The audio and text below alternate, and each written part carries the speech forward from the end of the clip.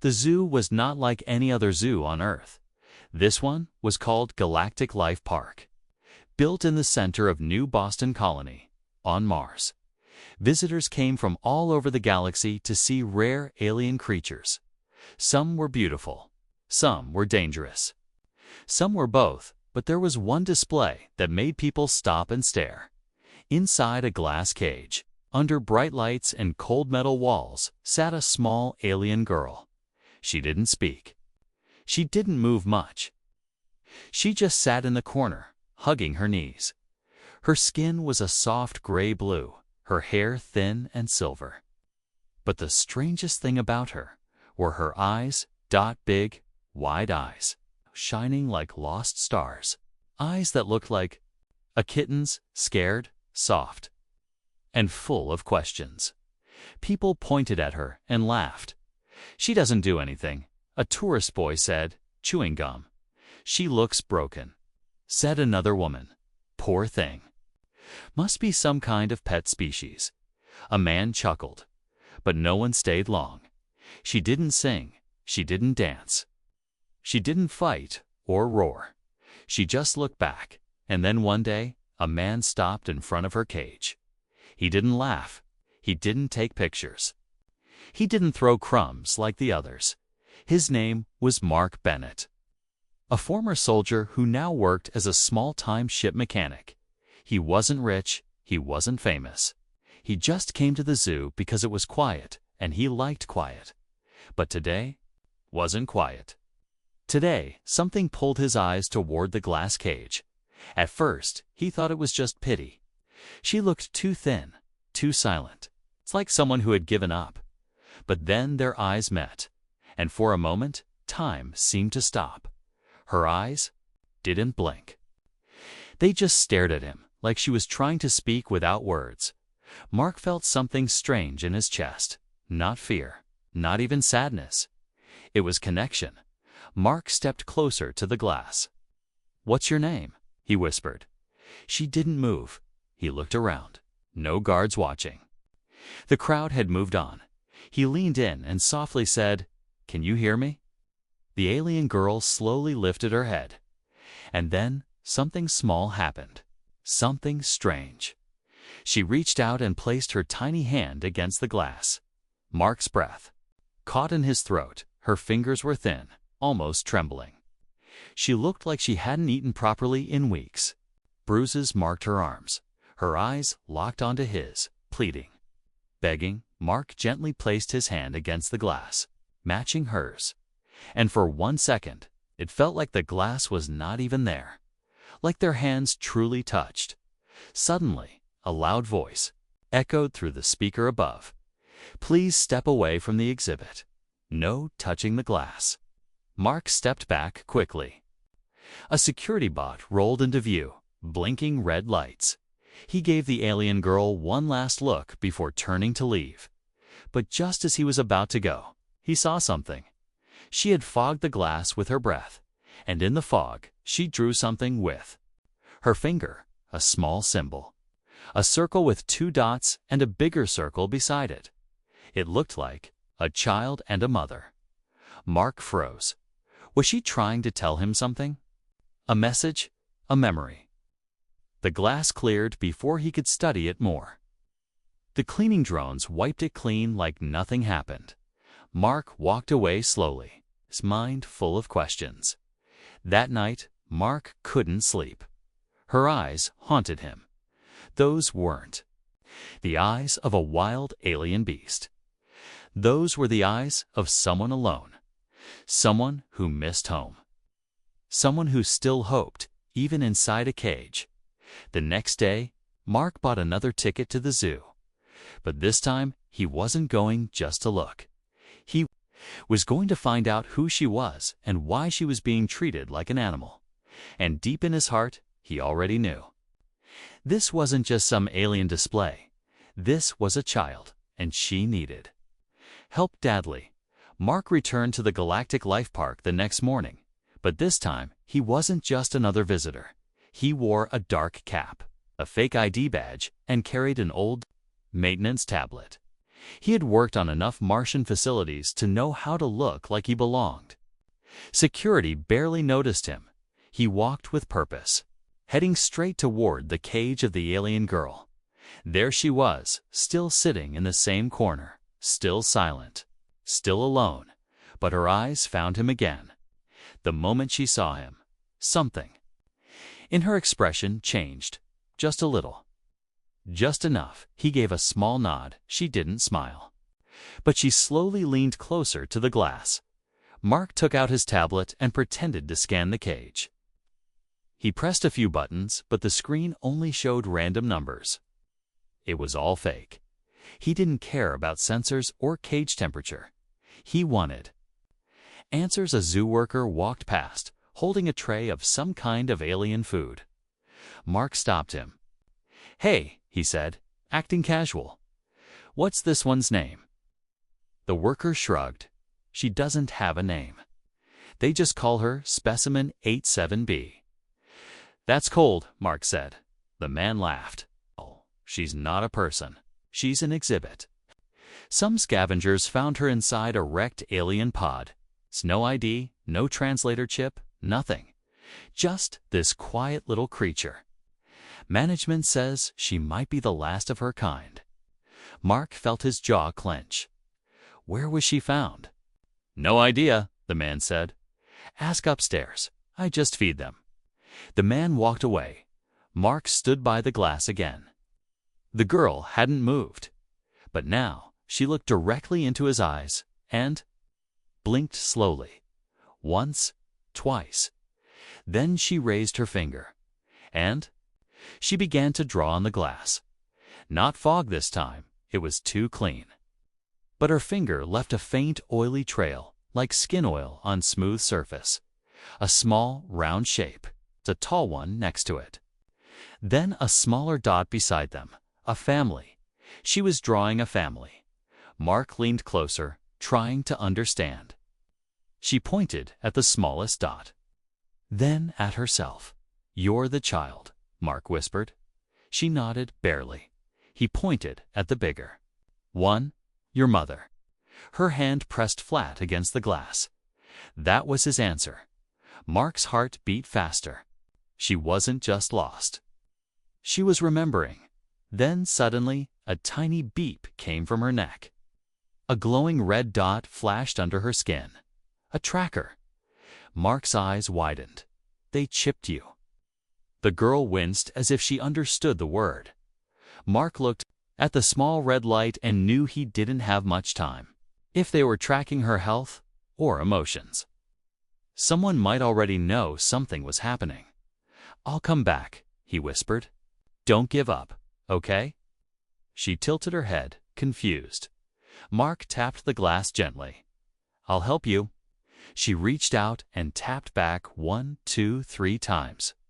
A signal that night. Mark searched the public records of the zoo. Nothing useful.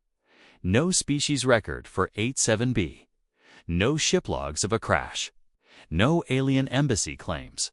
She truly had no one. And the worst part? Tomorrow was auction day. The zoo sometimes sold rare aliens to rich collectors, private security labs, or off-world traders. People with deep pockets and no morals. Mark didn't know who would buy her, but he knew they wouldn't treat her better.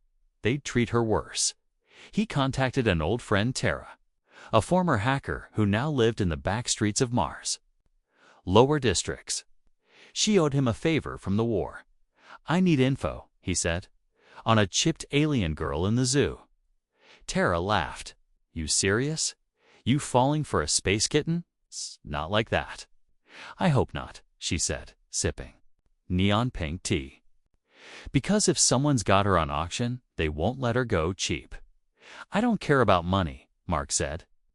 "I care about that look in her eyes." Tara sighed. "You always were soft inside, soldier boy. All right, I'll dig." The next morning, Mark returned again. This time with a plan.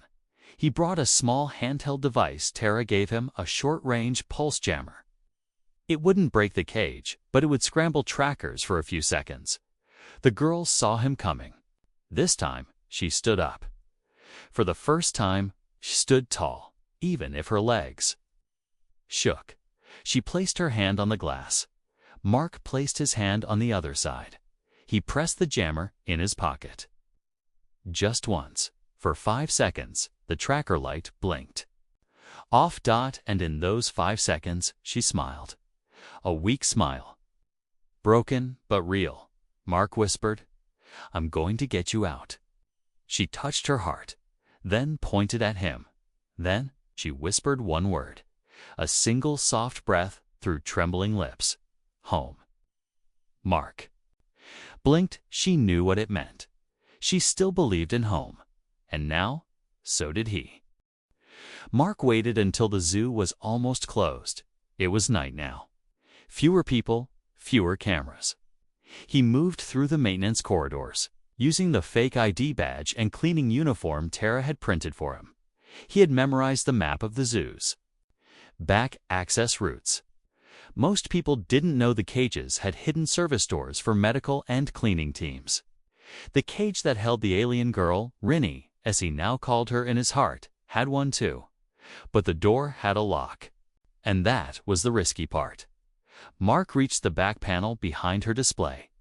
The corridor smelled like metal and disinfectant. The air was cold. He knelt, opened a panel on the wall, and pulled out the small hacking tool Tara had given him. A few quick clicks. Wires shifted. Lights blinked green dot. Click, the door unlocked with a soft hiss. Mark slid it open just enough to peek inside. There she was. Rini stood in the corner, already turned toward the noise. She didn't look scared. She looked, waiting, like she knew he would come. He stepped into the cage slowly, hands raised. "It's me," he whispered. "Don't be afraid."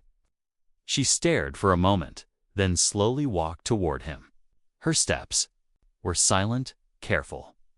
She didn't wear shoes, only the thin white gown the zoo gave her. Her feet made no sound on the cold floor. Mark knelt so they were at eye level. "I don't have much time," he said. "But I had to see you face to face." Rinny looked at him closely. Then, without warning, she reached out and touched his face. Her fingers were cool, soft, and light as feathers. Mark didn't move. It was the first real touch. No glass between them. No cameras. No barriers. She touched his cheek, then the side of his neck, feeling his skin like she was trying to understand something. Then she placed her hand on her own chest and said, in a shaky voice, "Rin-Ni." Mark's eyes widened. "Your name is Rinny?" She nodded slowly. He smiled. "Rinny, I'm Mark." She tried to repeat it. Mock. Close enough. They sat together on the floor.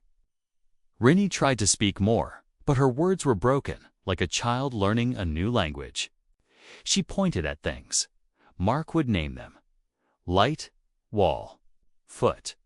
She repeated everything, quietly, carefully. She wanted to learn. Mark showed her his small tablet and drew a picture of a ship. "This is where I live," he said. A little cargo hauler. He drew 2 stick figures, one with a small beard, one with big kitten eyes. He pointed, "Me, then you." Rinny tilted her head and smiled softly. But their moment didn't last. Suddenly, red lights flashed in the hallway outside. Someone had triggered the motion sensor. Mark jumped up. "They're coming," he said. He pressed a small button on his jacket. The glass cage's outer alarms went offline for 5 seconds. Tara's trick again. Mark moved to the back panel, preparing to leave. "I'll come again tomorrow, I swear." Rinny stood still. She looked afraid now. Mark gave her one last look and whispered, "Don't lose hope." She ran forward and hugged him. A sudden, fast hug. Tight, desperate. Mark froze. No one had hugged him in years. Not since the war. Not since his daughter disappeared on Earth-Delta. He gently hugged her back. Then he pulled away. and slipped out through the back just as the security drone passed by the hallway. Mark didn't sleep that night. His mind was racing. This wasn't just about rescuing a helpless alien anymore. This was about Rinny, a person, a girl who had a name, a past, and feelings. She had learned to speak, to smile, to trust, and he knew. If he waited too long, he might lose her. The next day, the zoo had extra guards near her cage. Word was spreading. Someone had tampered with the systems. Mark stood far in the crowd now, wearing a different disguise. Rinny was back in her corner, but her eyes searched the crowd. When they landed on him, she didn't blink. She didn't smile, but slowly. She raised her hand, 3 soft taps on the glass. 1, 2, 3. There, Signal Mark gave a small nod and disappeared into the crowd. He had one chance left. He had to plan the escape, and this time, he wasn't going to leave her behind. Mark sat in his small ship's workshop late at night. Tools were spread all over the table. Old wires, battery packs, a half-finished lunch. But his mind wasn't on the ship anymore. It was on her, on Rinny. Every time he closed his eyes, he saw her staring through the glass. Not like an alien creature, but like a child who had been left behind. Someone who never got to grow up. Someone who never felt safe. He knew what that looked like. He had seen the same look in the mirror after his daughter disappeared. He stared at the screen in front of him. Tara had sent a message. Auction moved up. 3 days early. Some rich off-worlder offered double. She's leaving tomorrow. Mark's heart dropped. He didn't have 3 days. He had less than 12 hours. He looked at the plan he had drawn on paper. It was detailed but not ready. No more time. He would have to improvise. Back at the zoo, preparations had already started. Rinny's cage was marked for private clearance. Guards were posted on both ends of the hallway. A large crate stood in the corner, the kind used for live cargo delivery. Rinny stood inside the glass, her eyes dull again. She didn't know what was happening, but she could feel something was wrong. Mark moved fast. He parked his ship 2 blocks away, behind a junkyard wall. Then he dressed in full worker gear with a false zoo logo on the back. He walked confidently through the side gate, carrying a tool crate and a maintenance drone, the same drone he had modified last night. Inside, the crate was everything he needed: a smoke emitter, EMP pulse pack, and a thermal cutter. It was dangerous. It was stupid, but it was all he had. He passed through the hallway near Rinny's cage. 2 guards gave him a lazy glance. Maintenance check? One of them asked. Mark nodded, didn't speak. He pushed the crate forward and turned toward the control panel on the wall near the glass. Just 10 minutes, he said in a deeper voice. System glitch check. The guard shrugged and walked off to talk to the other. Perfect. Mark tapped twice on the panel. That was their signal, inside the cage. Rinny blinked and slowly turned to face him. Their eyes met, and in that silent moment, she understood. Mark opened the crate quickly, pulled out the EMP pulse device and set it to 10 seconds. He whispered under his breath, "Please let this work." The EMP flashed blue dot. All nearby systems blinked, lights flickered. Door locks glitched. Security feeds cut out for exactly 7 seconds. That's all he had. He ran to the back panel of the cage, slid it open, stepped inside. Rinny jumped back in. Surprise. But when she saw it was Mark, she ran straight into his arms. "No time," he whispered. "We go now." He wrapped a silver cloak around her to hide her glowing face, then led her into the crate. She curled inside without a sound. The lights came back on. The guards didn't notice anything missing. Mark closed the crate, locked it, and pushed it down the hall, past the front gate. No one stopped him. No one questioned him. Rinny was officially marked for delivery. but not to a buyer to freedom. They reached the ship in 15 minutes. Mark rushed the crate inside and sealed the hatch. He opened it. Rinny looked up, breathing fast. Her eyes searched his face, like asking, "Is it real?" Mark knelt and opened his arms. She crawled out and hugged him again. They didn't speak. They didn't need to. But it wasn't over yet, as the ship powered on. Red alarms blinked on the comms panel. Unauthorized departure alert. Zoo breach. Detected. Patrol ships alerted. "Damn it," Mark muttered. He strapped into the pilot seat. "Rinny, hold on." She climbed into the co-pilot chair, holding the sidebars tightly. Mark pushed the thrusters. The ship roared through the sky. Martian air traffic control tried to hail them. Patrol drones followed, but Mark's ship was old and fast. He flew low, under radar towers, between rocky canyons. Dust clouds blocked signals. After 20 long minutes of flying and dodging, the stars opened up before them. They broke through. The atmosphere in space, everything was quiet again. Mark leaned back in the seat, heart pounding. He turned to Rinny. She was staring out the window, eyes wide in wonder. Her lips moved, trying to form the word. "Free." Mark smiled. "Yes," he said softly. "You're free now." But freedom came with a cost. They were fugitives now, wanted for theft, for illegal transport, for stealing zoo property.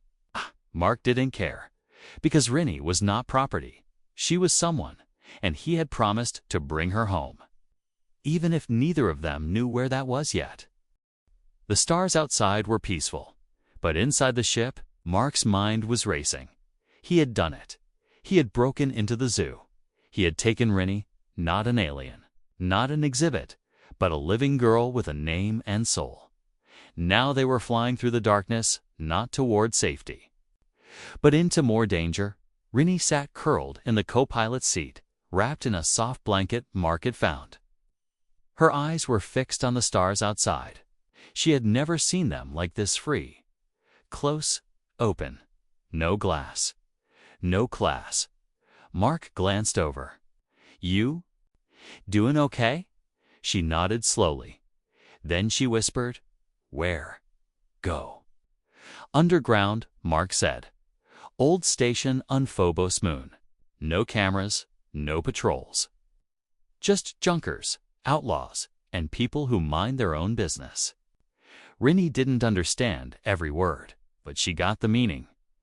They were hiding. 2 hours later, Mark's ship landed on a secret port hidden beneath layers of rock on Phobos. The station had no name, no welcome signs, just metal corridors, rusted pipes, flickering lights, and silent people with tired eyes. Mark paid the docking fee in old parts. No questions were asked. He took Rinny's hand and led her through the station. They passed traders, scavengers, old war veterans, and even a few other aliens. No one looked twice down here. Everyone had something to hide. They found an old storage room, small, cold, but quiet and safe. Mark set up the heater. He gave Rinny food, soft bread, and warm soup. She ate slowly, watching him carefully. When she finished, she crawled to the corner of the room, curled up, and whispered, "Thank you." Mark sat down across from her. "You're welcome," he said. "You're safe now." For a little while, but the peace didn't last. Back in orbit, bounty signals were already spreading. One human male, one unidentified alien female. Reward: 100,000 credits. Pictures, names, last seen location. Mars Zoo. Mark didn't know yet, but trouble was on the way. The next morning, Rinny woke up shaking. Her skin glowed faintly, like soft blue fire under her skin. Mark rushed over. "Are you okay?" She held her stomach, groaning. Her eyes were wide with fear, hot. Inside, she whispered. Mark helped her lie down on the blanket. Her body trembled. Her breath came fast. Then suddenly her back arched and her hands glowed. "What's happening to her?" Mark muttered. "Is this some kind of transformation?" He remembered what the zoo worker once said, "No one knows her species." He activated the ship's med drone and ran a scan. The screen showed rising body temperature, organ changes, and rapid cellular shifts. She was evolving, changing like a caterpillar becoming something new. Mark sat beside her, held her hand, and whispered, calmly, "It's okay. I'm here. I'm not leaving." Tears streamed from her glowing eyes. She didn't speak. She just held his hand back. Tightly daughters passed. Her glow faded. Her breathing calmed. When she opened her eyes, they were brighter, deeper, like tiny galaxies had formed inside them. "Rinny?" he asked softly. She blinked, then smiled. A real smile. Calm, peaceful. "Better now," she said later that day. Mark took her to the old market in the station. He found her proper clothes, soft boots, a warm jacket, a hood. She walked beside him now, no longer hiding behind him. They bought water, food, batteries. Then they returned to the storage room that night. Rinny sat near the small heater, watching the soft flame. She looked at Mark and asked, "Why? Help me." Mark paused. Then he said, "Because you reminded me of someone." "Who?" "My daughter." Rinny tilted her head. "She? Gone." Mark nodded. "Long ago," Rinny whispered. "I'm sorry." Mark gave a weak smile. "So am I." Then Rinny reached out, took his hand, and placed it on her own. "Not alone now," she said. The next morning, there was a knock on the door. Mark opened it carefully. A tall woman stood outside. Long coat, half her face covered with a mechanical mask. "Name's Vexa," she said. "I run things around here. You're the guy who brought in that girl from the zoo." Mark's blood ran cold. "I don't want trouble," he said quickly. Vexa raised a hand. "Relax. I'm not here to sell you out. In fact, I hate those scum who buy and sell lives." Mark stared. "Then why are you here?" "I got a message," she said, showing him a datapad. "Your old hacker friend, Tara, sent it. Said you might need a new ID. A ship refit, maybe. A safe path out of the system." Mark's eyes narrowed. "Why help us?" Vexa looked past him, saw Rinny sitting inside. "That girl," she said, "she has power. I don't know what she is, but she doesn't belong in a cage." Mark nodded slowly. "We agree on that." Vexa gave him a chip. "Come to Dock 7 in 2 days. I'll get you off Phobos. After that, you're on your own." She walked away without waiting for thanks. Mark shut the door and turned to Rinny. She was staring up at him. He smiled. 2 more days. Okay.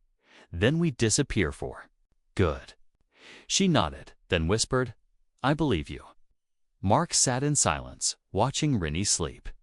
She was curled on the floor under a blanket, her silver hair glowing faintly under the dim light.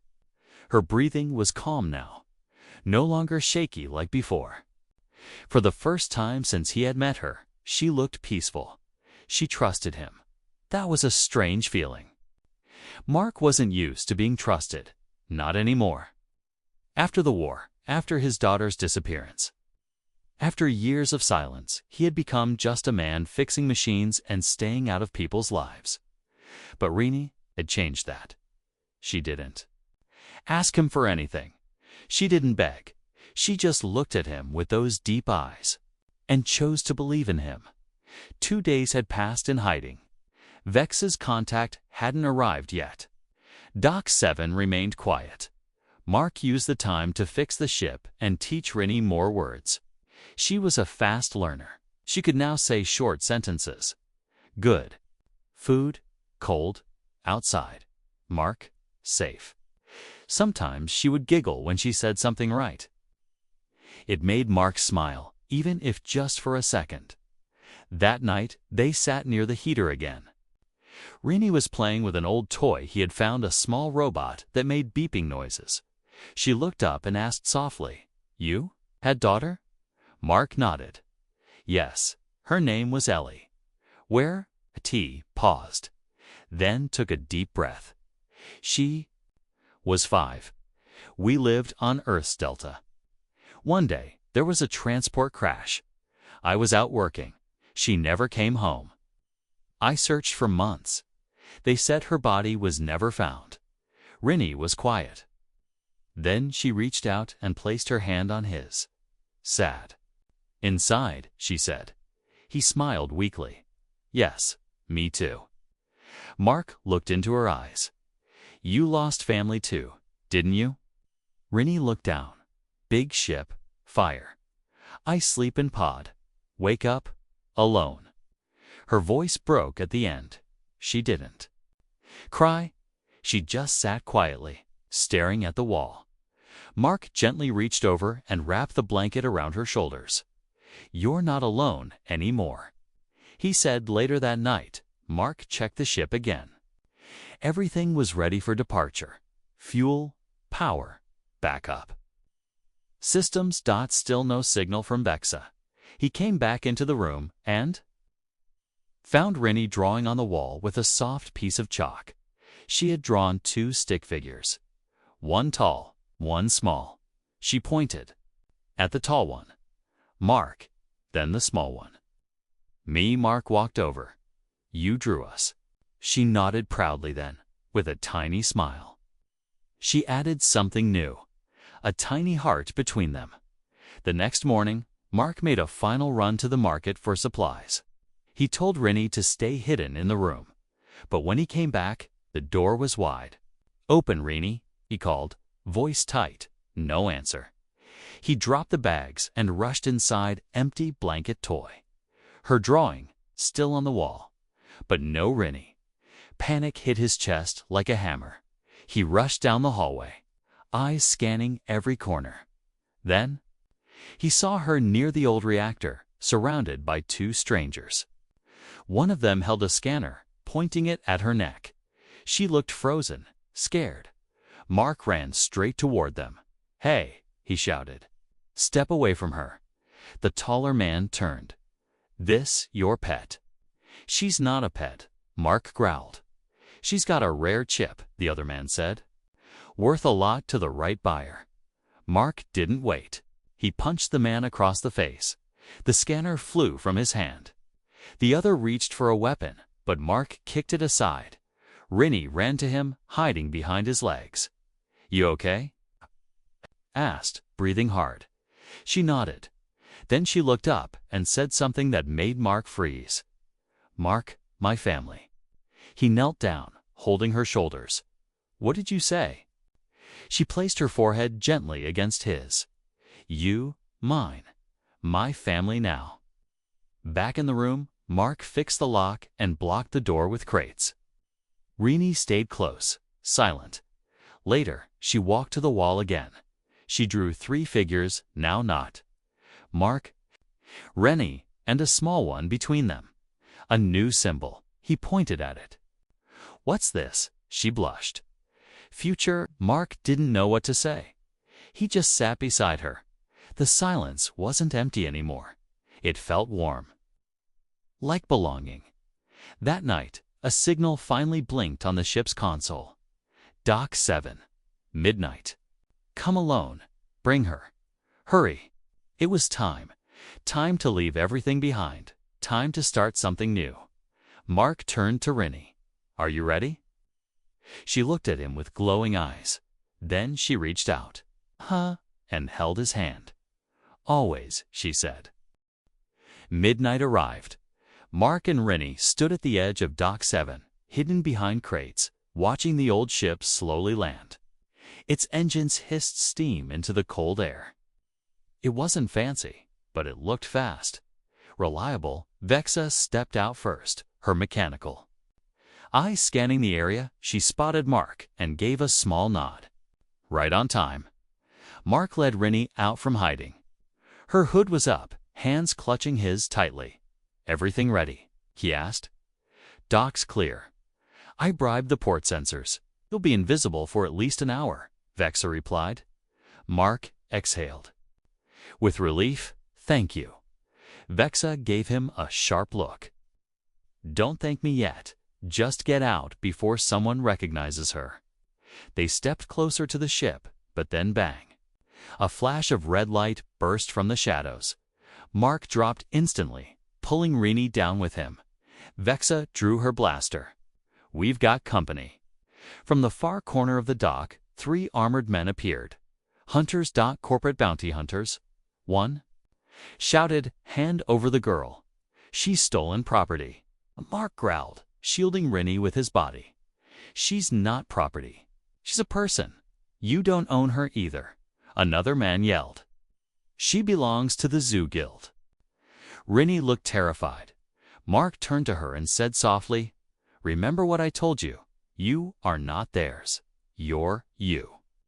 She nodded, trembling. Then her skin began to glow. Mark stood up and fired back with his old sidearm. Vexa joined, her shots precise and deadly. But the hunters were prepared.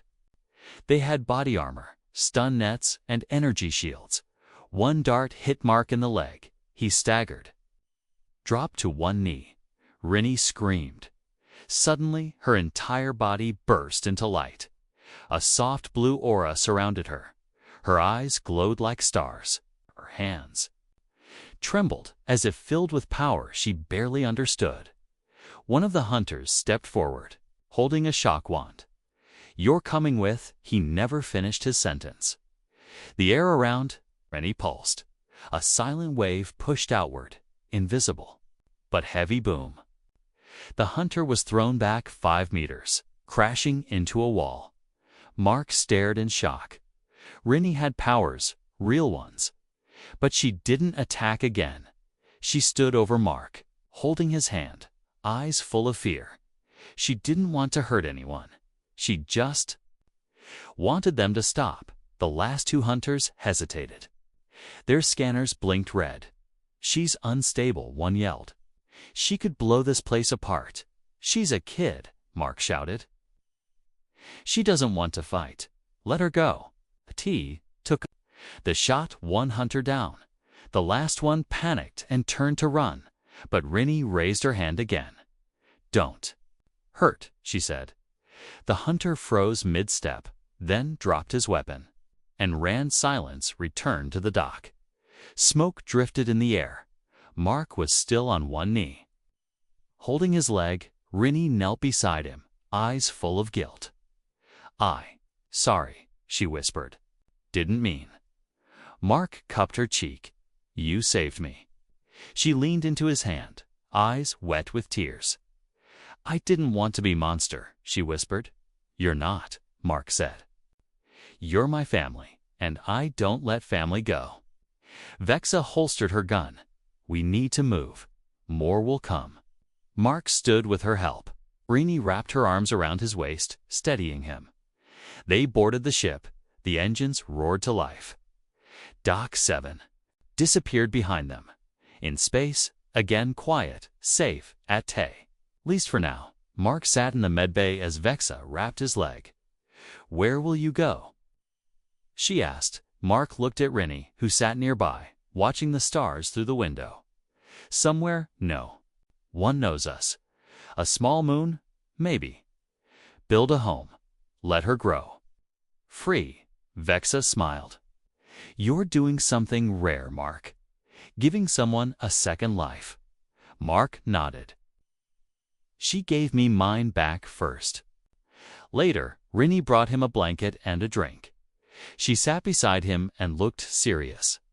Mark, yes, you promise. Never leave.